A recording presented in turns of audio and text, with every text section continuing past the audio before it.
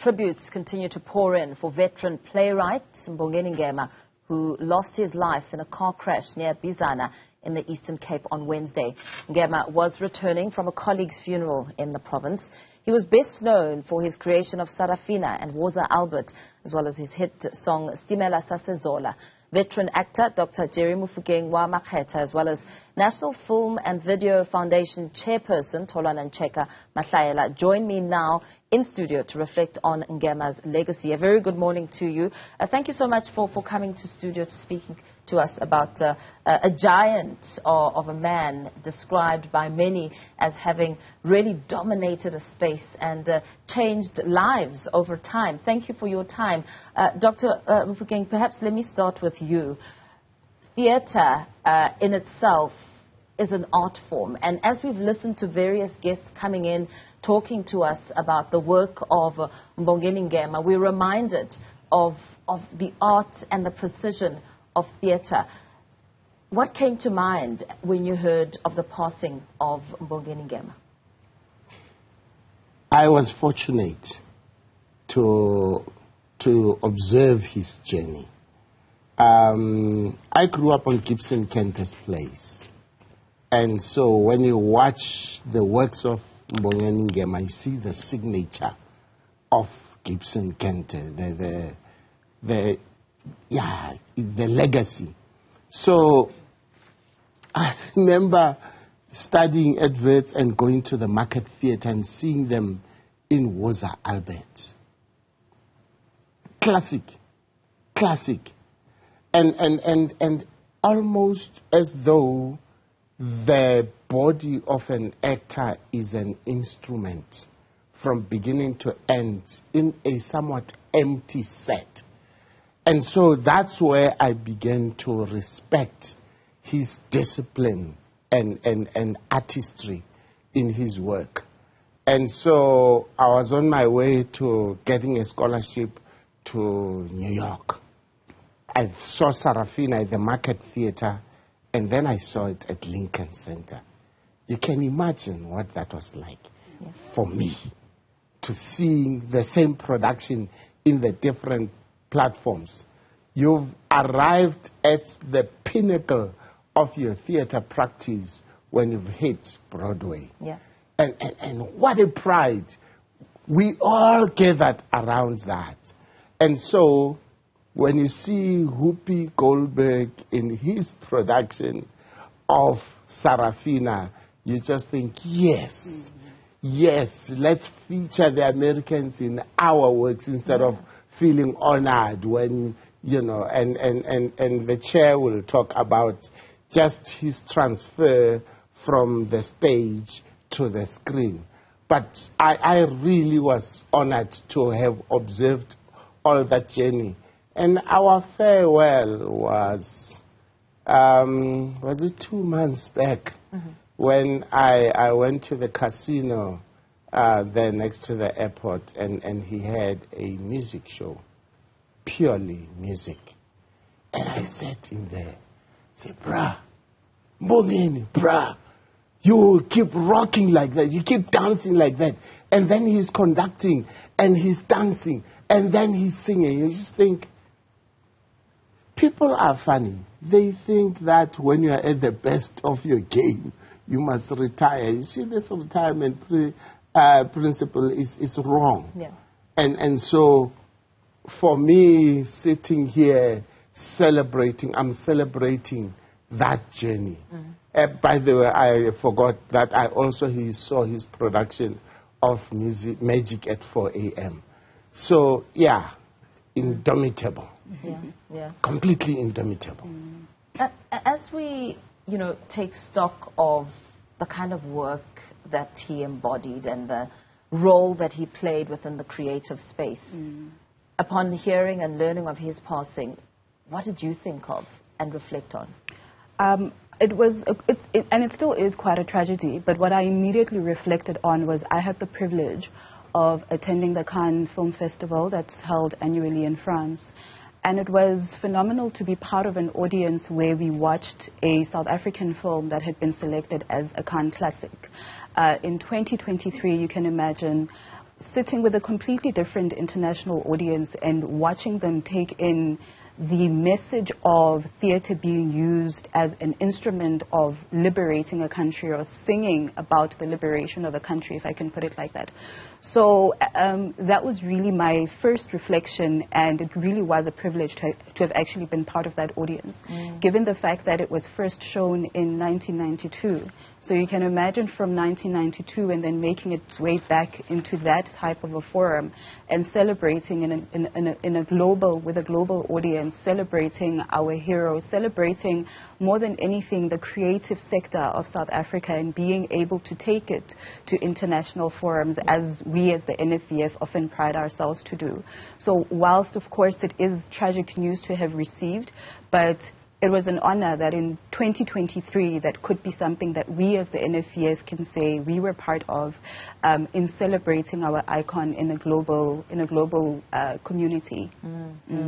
Speaking about the liberation struggle, when we listened to saw the message from President Cyril Ramaphosa coming through. In fact, I want to read parts of it where he says, masterfully creative narration of our liberation struggle honored the humanity of oppressed South Africans and exposed the inhumanity of the apartheid regime. I mean, it was difficult times when you were trying to use art as a means of entertainment and just depicting the day-to-day lives of South Africans during such a climate. Day-to-day lives. When you watch Woza Albert, you see that. The kind of people, as it said in Sizwe Banzi's death, who will never get monuments erected in their favor or names in any... And you see that woman selling meat in the street and getting the flies away. The man who works at the brick factory. And it was interesting to then take that scenario. What would happen if Morena comes to South Africa and encounter all these people that would not be part of his parade? And just to be able to reflect that. So we recognize ourselves in Woza Albert. And then, of course, you go to Sarafina. And one of the council members wrote this morning to us to say the song Pretty Mama, and he just touches the raw nerve talking about Bomme, who he's not saying Ngoi or Mandela, Winnie, but he touches all the women who were at the forefront and in the fringes and praying in the back rooms and all that. And so, I don't know, I guess an artist is almost like a sangoma. And the drum beats and these things are born inside them. And then, of course, the collaboration with people like Hugh Masekela to be able to do all that work, and the choreographers and all those people. The note perfect. I know, I can't sufficiently describe to you being at Lincoln Center and watching Sarafina, and everything is note perfect. The choreography is step perfect, but it tells our story and contributes to our liberation completely without flinching. And so, yeah, people must not forget that our plays were censored and banned. And somehow the smartness of the creativity, so that you can't say this is a political play. When the Zulu boy at the brick factory says, hi, Morena, says, hey man, you must learn to forgive us. Hi, Morena. I knew you were going to mess up. These ones, you can't forgive them. Absolutely, absolute artistry. And you see, with art, you say what you can't say on a political platform or church or any other forum. And so, yeah, Mbongeni, yeah. I mean, just listening to that, picking up parts about what happened on stage. I mean, the choreography and the music and the actors that were part of these productions. Now, moving all of that and depicting it on the screen. And we, listening to some reaction that's coming in, Tholoana, we heard people saying things like, Mbongeni Ngema had a talent to identify talent. He knew which person would be good at sound, which is the best at lighting, who would be fitting for wardrobe. The transition, talk to us about the process and what it took as you communicated about which works would be transitioning and how the different mediums would be used to bring out the best in this play. No, absolutely, and I think it's important to underscore what Ntate Jerry said as far as also being mindful of the circumstances, the broader political climate within which some of these plays were first brought and enjoyed by audiences. And so even as we then talk about transitioning a playwright into a TV production, I mean, you then have to have the artist artistry, my apologies, of then knowing how you can actually leverage off that particular medium, especially if you think about the fact that one did not have access to that medium, particularly your black artists, because of course of the political climate. So without necessarily going into too much of a technical detail, I think more importantly it's just appreciating the fact that you had somebody who was an artist through and through and had a ability to use a medium to communicate, to make a message accessible, to be able to speak on behalf of an entire country, to be able to speak on behalf of an entire population, and to also then create access to those mediums for others who came behind him. And that really speaks to his legacy. You know, a lot of then artists that continue to be on our screens right now, whom we've seen actually grow up from your Sarafinas, your Cindy Latus, you know, just to name a few. So it really is about celebrating the access that he actually created and ensuring that we've got a understanding of just the entire value chain, that even when we are talking about a production, like you alluded to, it's not just what's on screen, but it's also about everything that is behind the screen and creating access and opportunities so that it's not only in terms of people who want to go on screen, they have a broad understanding that there's so much more to performing arts. There's so much more to the creative sector than just what we see in front of the screen.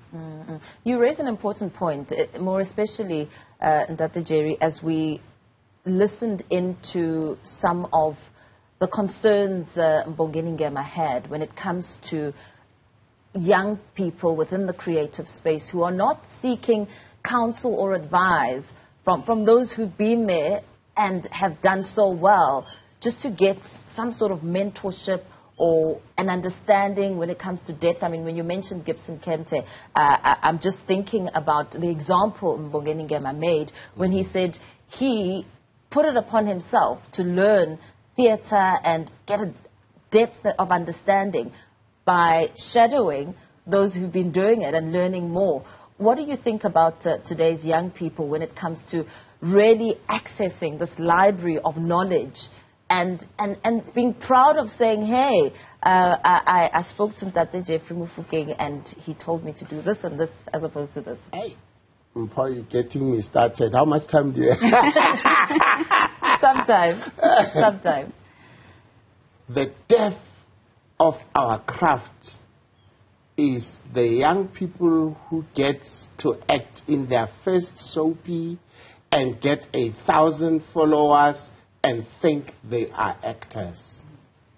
And they become stars, not artists. And the problem with being a star is you expire very quickly because you don't know the depth. What is it that John Kani, when the University of the Free State gives me an honorary doctorate, he says, no, Jerry, they're not doing you a favor. Here's what it's about being a legend like Mbongeni. It's the depth of each role that you play. It's the breadth of the roles that you play so that somebody sees you in this and that and that and that.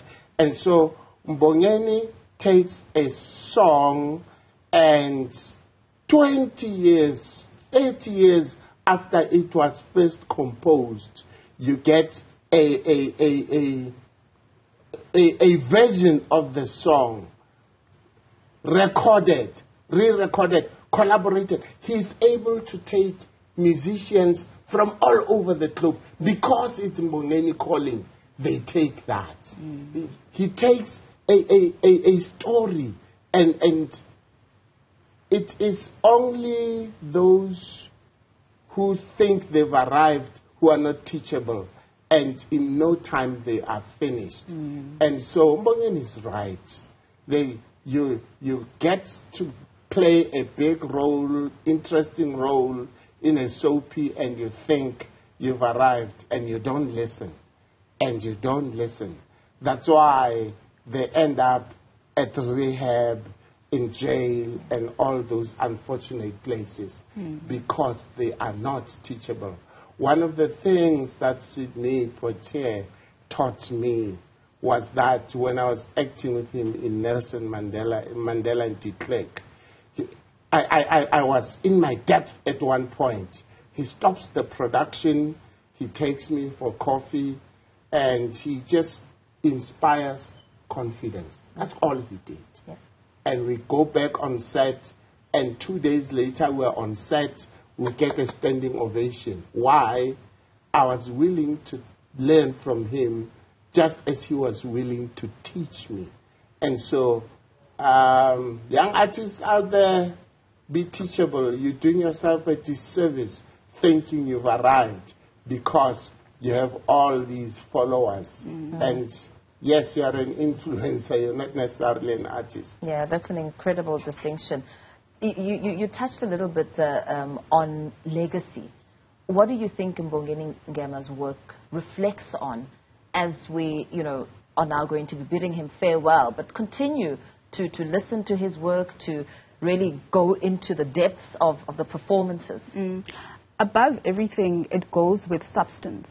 The substance of our productions. There has to be meaning. It can't just be because at a particular point we see common themes in productions and therefore we want to align with what's trending at a particular moment in time.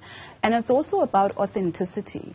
Being authentic to how you identify yourself as an artist, being authentic to the story, and respecting the medium, respecting the role that creative arts plays in reflecting a society, the challenges that we have, the aspirations that we have as well, and being able to boldly take those stories to global audiences without trying to water down a message just so that it can be a message that's accessible. And that's really what I saw in Cannes.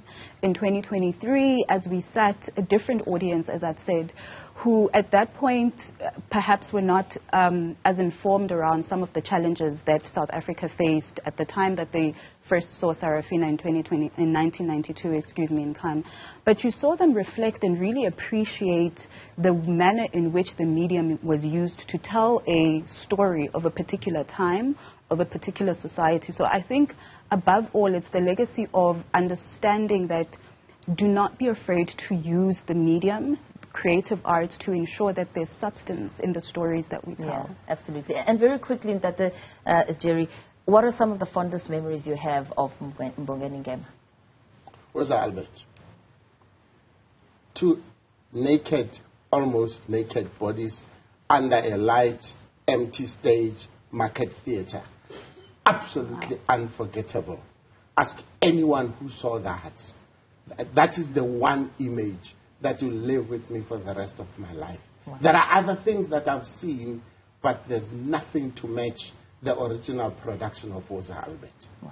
Thank you so much. Thank you for sharing your stories and reflecting on the life and times of Mbongeni Ngema. Dr. Jerry Mofokeng Makhetha was a veteran actor, pardon me, as well as Tholoana Ncheke-Mahlaela, who's the National Film and Video Foundation chairperson, speaking there about the life and times of Mbongeni Ngema.